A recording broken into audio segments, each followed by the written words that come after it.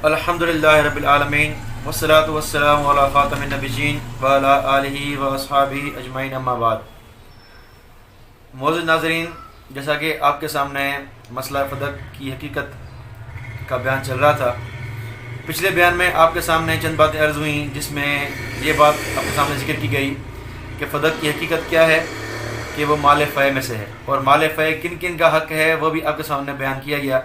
اس کے بعد آپ کے سامنے یہ بیان کیا گیا کہ فدق آپ صلی اللہ علیہ وسلم کی ذاتی ملکیت نہیں تھی، بلکہ آپ صلی اللہ علیہ وسلم بطور متولی اس کو سنبھال رہے تھے۔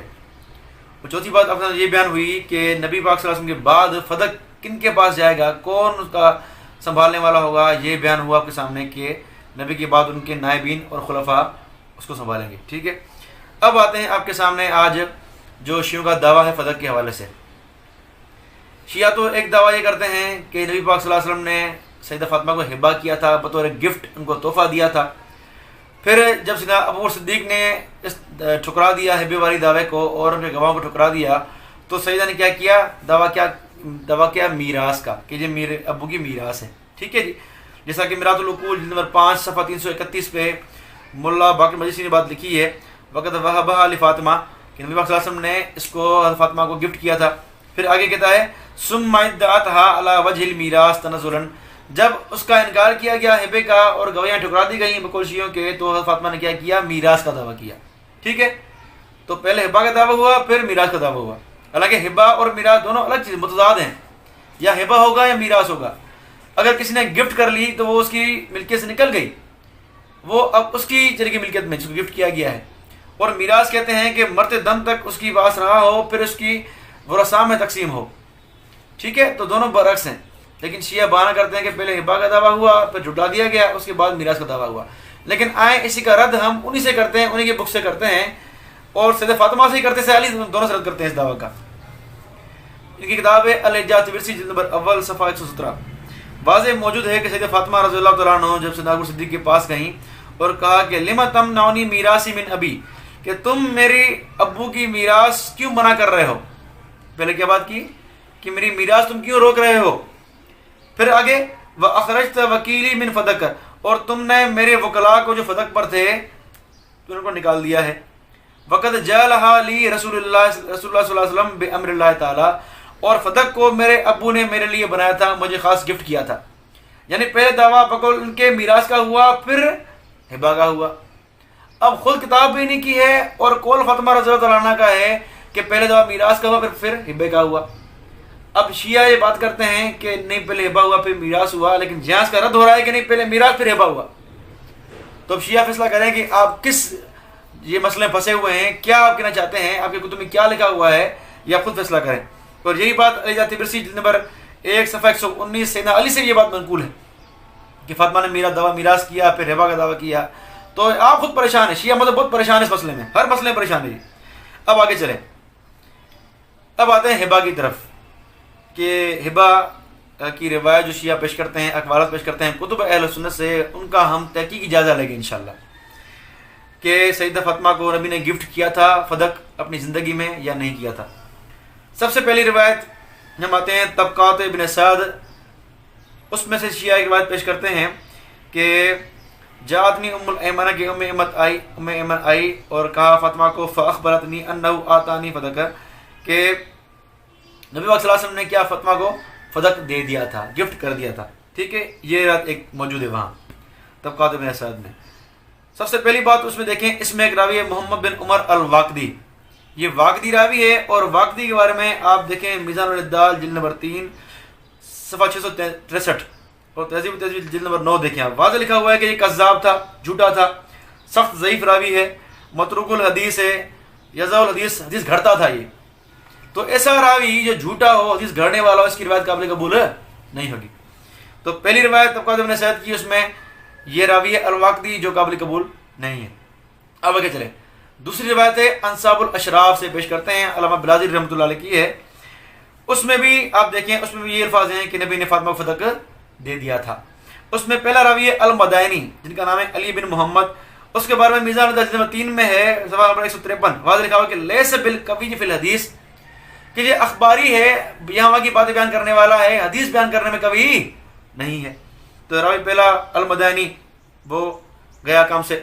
دوسرا راوی ہے سعید بن خالد الخزائی، یہ دوسرا اس کا راوی ہے انصاب علیہ السلام روایت کا. اس میں دیکھیں اس میں کیا لکھا ہے علماء کرام تہذیب تہذیب جلد نمبر 4 صفحہ 21 میں دیکھیں آپ، اور میزان جلد نمبر 2 صفحہ 132 واضح لکھا ہوا ہے فی نظر، آگے لکھا ہوا ہے ضعیف یختی حتی فاحش خطاؤہ، کہ اس کی خطائیں بہت کھلی خطائیں کرتا تھا یہ، ٹھیک ہے. لیس بالقوی، یہ قوی نہیں ہے. تو اس طرح کے ضعیف راوی کی روایت پیش کرنا یہ شیعہ کی ہی خاصیت ہے کہ یہاں کی وہاں کی غلط ضعیف روایت موضوع پکڑ کے پیش کرتے ہیں یہ، ٹھیک ہے. تو دوسری روایت بھی انصاب الشرع والی، وہ بھی گئی کام سے. تیسری روایت پہ آتے ہیں تاریخ المدینہ ابن شبہ رحمہ اللہ، اس سے پیش کرتے ہیں، اور یہی واقعہ ہے کہ نبی نے فتح دیا تھا، ابو صدیق نے گواہ طلب کیے، پھر امم میں گواہ پیش ہوئی وغیرہ سارے واقعہ ہے. اس میں ایک راوی ہے فضیل بن مرزوق، اگرچہ وہ سکہ ہے لیکن اس کے بارے میں کیا ہے اللہ انو شدید التشیع، یہ پکا شیعہ تھا، پکا شیعہ تھا. وکان فی تشیع، اس میں شیعت بری ہوئی تھی، ٹھیک ہے. یہ تہذیب تہذیب نمبر 8 صفحہ 300 پہ لکھی ہوئی ہے، ٹھیک ہے. تو پہلا راوی کیا ہوا اس کا، یہ شیعہ راوی ہوا. دوسری بات محمد بن عبداللہ بن زبیر، یہ بھی اس کا راوی ہے. اس کے بارے میں کیا ہے کوفیون سکتون یتشیع، یہ کوفہ تھا، کوفہ کا سکہ تھا لیکن شیعہ تھا یہ، ٹھیک ہے. یہ بات لکھی تہذیب تہذیب میں. تو اس کتاب کا تاریخ مدینہ کے جو راوی ہیں دونوں شیعہ ہیں، تو شیعہ کی بات قابل قبول نہیں ہے.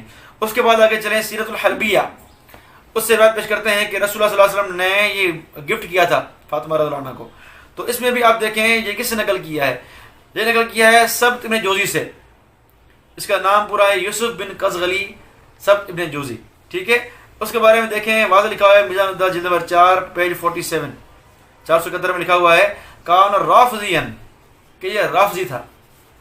تو رافضی کی روایت پیش کر رہے ہو، ہمیں قابل قبول نہیں ہے اس رافضی کی روایت، ٹھیک ہے. آگے چلیں. اس کے بعد یہ مشہور روایت پیش کرتے ہیں کہ جب قرآن کی آیت نازل ہوئی کہ اپنے رشتہ دار کو ان کا حق دو، ٹھیک ہے. تو کہتے ہیں کہ جب یہ آیت نازل ہوئی دعا رسول اللہ صلی اللہ علیہ وسلم فاطمہ فآتاها فدق، جب آیت نازل ہوئی تو آپ صلی اللہ علیہ وسلم نے فاطمہ کو بلایا اور فدق ان کو دے دیا. یہ پیش کرتے ہیں تفسیر در منصور سے اور ابو یالا سے، ٹھیک ہے. تو اس کے بارے میں دیکھیں اس میں راوی ہے عطیہ اوفی، عطیہ اوفی راوی ہے، وہ بھی کیا ہے، وہ بھی شیعہ راوی ہے. آپ دیکھیں اس کا تذکرہ میزان دال جلد نمبر 4 صفحہ نمبر 79 80 دیکھیں، واضح لکھا ہوا ہے کان تشیع، یہ شیعہ راوی تھا، ٹھیک ہے.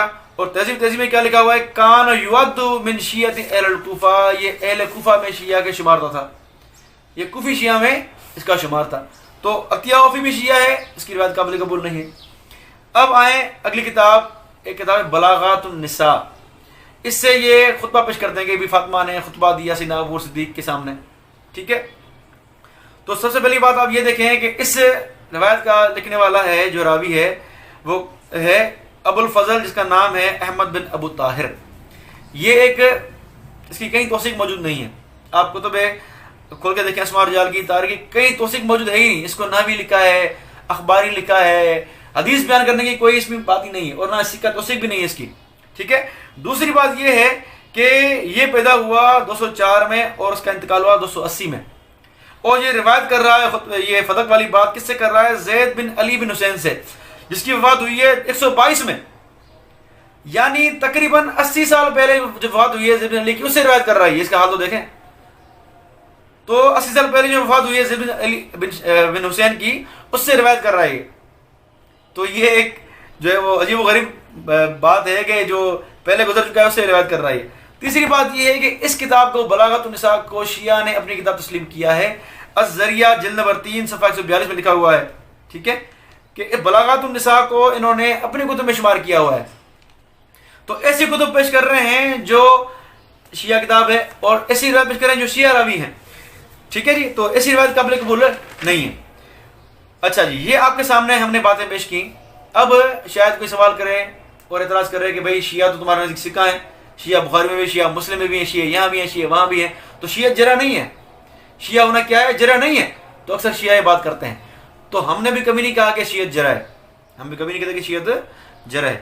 ہاں، یہ اصول محدثین کے نزدیک مسلم اصول ہے کہ اگر کوئی بدعتی راوی اپنی تائید میں روایت کرے تو روایت قابل قبول نہیں ہوگی.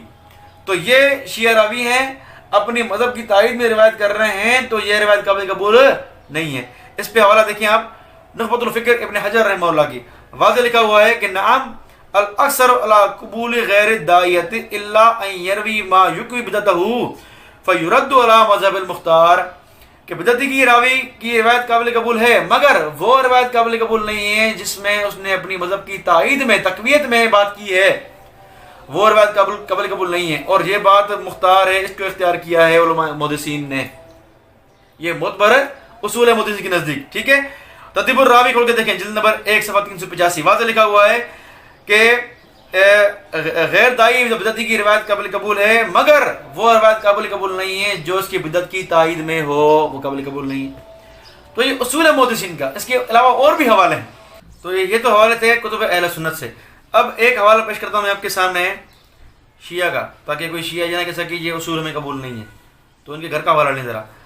ان کے شہید ثانی ہیں زین الدین العاملی، ان کی کتاب ہے اصول حدیث پر الرعایہ فی علم الدرایا، اس میں واضح اصول لکھا ہوا ہے کہ فقبلوا روایت المخالف العدل ما لم یبلغ خلاف حد الکفر، کہ ایسا راوی جو کیا ہو ہمارا مخالف، یعنی سنی ہو یا کوئی اور ہو لیکن شیعہ نہ ہو، ٹھیک ہے، لیکن ہو عادل سکہ ہو، اس کی روایت قابل قبول ہے ہاں، لیکن وہ روایت کفر تک نہ پہنچتی ہو، ٹھیک ہے۔ دوسری بات کیا، او یکن ذا بدعۃ و یروی ما یقوی بدعتہ علی اصح اقوالہم، کہہ رہا ہے کہ یا وہ روایت اس کی بدعت کی تائید نہ کرتی ہو، اور صحیح قول یہی ہے ہمارے محدثین کے نزدیک، ٹھیک ہے۔ تو ان کے نزدیک بھی یہی قول ہے کہ بدعتی اگر اپنی مذہب کی تائید میں روایت کرے تو وہ روایت قابل قبول نہیں ہے۔ تو یہ جو بہانہ کرنا ہے کہ شیعہ کوئی جرح نہیں ہے، علی معاویہ جاہل ایسی باتیں کر رہا ہے، اس طرح کے طرح ہوتے ہیں مجھ پہ، تو یہ اصول آپ یاد رکھیں، تو اصول آپ یاد رکھیں، بدعت کی روایت اس کی تائید میں قابل قبول نہیں ہے۔ اب آئیں اس کی طرف کہ جو اقوالات پیش کرتے ہیں اہل سنت میں، وہ 2-3 اقوال پیش کرتے ہیں کتابوں سے جو بے سند اقوال ہیں۔ ایک کتاب ہے موجم البلدان، اس سے پیش کرتے ہیں، دوسرا ہے وفا الوفا، اور چند اور کتب ہیں لیکن ان کی کوئی اسناد نہیں ہے، تو بے سند اقوالات ہمیں قابل قبول نہیں ہیں۔ اب آئیں کہ علماء اہل سنت نے اس ہبا کی روایت کے بارے میں کیا کہا ہے، کہ یہ گفٹ تھا کہ نہیں تھا، ان روایت کے بارے میں علماء اہل سنت نے کیا کہا ہے۔ سب سے پہلی بات میں اس کا رد ایک روایت سے کرتا ہوں، سیر اعلام النبلاء جلد نمبر 5 صفحہ 128 واضح روایت موجود ہے، اور اس کے حاشیے میں لکھا ہے رجال و ثقات، اس کے راوی سارے ثقہ ہیں۔ لکھا ہے کہ جمع عمر بن عبدالعزیز بنی مروان حین استخلف فقال ان رسول اللہ صلی اللہ علیہ وسلم کانت له فدق ينفق منها، کہ عمر بن عبدالعزیز جب خلیفہ بنے تو انہوں نے مروان والوں کی اولاد تھی اس کو جمع کیا اور کہا کہ رسول اللہ صلی اللہ علیہ وسلم نے کیا کیا، ان کے لیے فدق تھی اور اس کو خرچ کرتے تھے جہاں وہ چاہتے تھے۔ پھر کہا کہ ان فاطمہ سألته ان يجعلها لها فابى، کہ فاطمہ نے سوال کیا کہ یہ فدق میرے حوالے کر دیں، لیکن نبی نے انکار کر دیا، نبی نے کیا انکار کر دیا۔ جو رافضی روایت پیش کرتے ہیں اس کے بالکل برعکس روایت ہے یہ، نبی نے فدق دینے سے انکار کر دیا، اور ہے بھی سکہ روایت، صحیح روایت، ٹھیک ہے۔ تو روایت اس کا رد ہوا۔ یہ آگے چلیں دوسری روایت موجود بلدان، جہاں سے یہ پیش کرتے ہیں کہ بھائی فدق نبی نے دے دیا، اس سے آپ دیکھیں کہ فدق میں اختلاف ہوا سیدنا علی اور عباس کا۔ سیدنا علی کہہ رہے تھے کہ یہ نبی نے اپنی زندگی میں میری بیوی فاطمہ کو لے کے دیا تھا، اور عباس کہہ رہے تھے والعباس یا بہو ذالک، عباس ان کا انکار کر رہے تھے کہ نہیں نبی نے زندگی میں نہیں لکھ کے دیا تھا فاطمہ کو، ٹھیک ہے، اور کہہ رہے تھے یقول ہی ملک رسول اللہ، اور عباس کہہ رہے تھے کہ نبی کی ملکیت تھی، وانا وارث ہوں، میں اس کا وارث ہوں۔ تو عباس بھی اس کا رد کر رہے ہیں، اور وہی کتاب ہے جس سے شیعہ پیش کرتے ہیں کول فدق کا بیوی نے دعویٰ کیا، یہ کیا، اسی سے رد کر رہا ہوں میں ابن عباس کے کول سے، چچا نبی کے چاچا کے کول سے۔ آگے چلیں تیسرا والا تحفہ اثنا عشری جلد نمبر صفحہ 102 واضح لکھا ہوا ہے، یہی آیت جو شیعہ پڑھتے ہیں کہ ان کے حق دو قرابت داروں کو، انہی کے تحت رد کیا اس بات کا کہ یہ روایت جھوٹی روایت ہے۔ آگے چلیں تفسیر ابن کثیر میں اسی آیت کے تحت علامہ ابن کثیر نے اس بات کا رد کیا کہ یہ جھوٹ ہے، یہ جھوٹی ہے کہ جو ہے وہ فاطمہ رضی اللہ عنہ کو نبی نے یہ ہبا کیا تھا، ایسی کوئی بات نہیں ہے۔ پانچواں والا عمدۃ القاری علامہ عینی رحمہ اللہ جلد نمبر 15 صفحہ 28 کتاب الخمس واضح لکھا ہوا ہے قلت ھذا لا اصل له ولا يثبت به روایت انها عدت ذلك، کہ یہ روایت جھوٹی ہے، کوئی ثبوت نہیں اس کا کہ فاطمہ نے دعویٰ کیا فدق کا کہ نبی نے مجھے دیا ہے اور گواہ پیش کیے، یہ جھوٹی بات ہے، یہ رد کیا کس نے؟ علامہ عینی نے۔ آگے چلیں اسماعیل مطالب فی سیرت علی بن ابی طالب واضح لکھا ہوا ہے کہ 171 پیج پہ یہی بات لکھی ہے فهو الكذب बैन वाज़ेह, ये झूठी पक्की बात झूठी है, वाज़ेह झूठी बात है कि फातिमा ने दावा किया हो कि फदक मुझे अब्बा ने लिख के दिया था, फिर गवाही पेश की, झूठा, बिल्कुल वाज़ेह झूठी बात है ये। छठा वाला ही था। सातवां हवाला लिसानुल मीज़ान, उसमें एक रावी की बात चल रही है, उसमें एक है लिखा है समय तो अबुल ऐना रावी है, वो कह रहा था यकूलु अना वल जाहिज, कह रहा था कि मैं और जाहिज, ये जाहिज पक्का शिया है, क्या है हम दोनों ने क्या किया है, वज़अना हदीस फदक, हमने हदीस घड़ी है फदक वाली, खुद कह रहे हैं हमने घड़ी है हदीस फदक वाली, क्या वअदखलना अला शुयूख बगदाद फकबलू इल्ला इब्न शैबा अल-अलवी, कि हमने ये झूठी रिवायत पेश की फदक वाली बगदाद के जो मुहद्दिसीन थे उनकी, लेकिन उन्होंने कबूल कर लिया, लेकिन इब्न शैबा ने उसको झुठला दिया। तो खुद ही शिया मान रहे हैं कि हमने झूठी रिवायत घड़ी है फदक की। तो इसके अलावा सीरत हलबिया में भी इसका रद्द है, और जो अल्लामा सुमूदी की फाल वफा उसमें इसका रद्द है। मुख्तसर मैं बात कर रहा हूँ क्योंकि काफ़ी लंबा क्लिप हो गया है। तो आप देखें कि ये जो रिवायत पेश करते हैं हिबा वाली, एक तो रिवायत उसूल के मुताबिक पूरी नहीं करती, उसमें शिया रावी हैं और काबिल कबूल नहीं है, उसूल में पेश किया आपके सामने। दूसरा ये कि मुहद्दिसीन इसका रद्द भी किया है। तो आपके सामने आज हिबा की तफसील बयान हुई। अगले बयान में इंशाल्लाह हम बात करेंगे कि अंबिया की मिरास होती है नहीं होती।